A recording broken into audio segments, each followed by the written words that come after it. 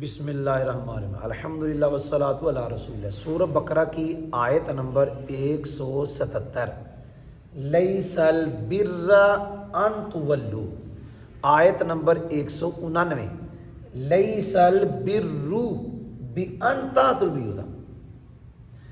لیس البر، یہ برا لیسا کی خبر مقدم ہے، ان تولوا یہ لیسا کا اسم ہے۔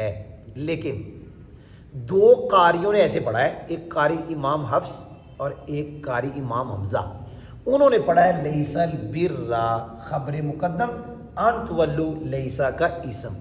باقی قاریوں نے، باقی قراء نے اس کو یہ بھی پڑھا ہے لیس البر، پھر برو اس کا اسم ہو جائے گا، ان تولوا اس کی خبر ہو جائے گا۔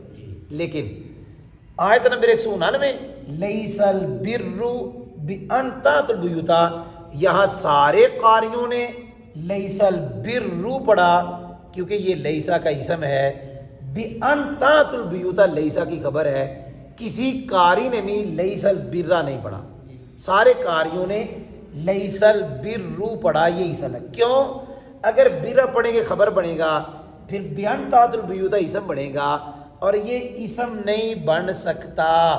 یہاں یہ اسم بن سکتا تھا، یہ اسم نہیں بن سکتا کیونکہ یہ با آئی ہے۔ جب لیسا کے آگے با آ جائے تو سمجھ لو وہ با لیسا کی خبر پہ آئی ہے، لیسا کے اسم پہ نہیں آئی، اس لیے یہ خبر ہے، اس کا اسم ہونا معین ہے۔ الحمدللہ۔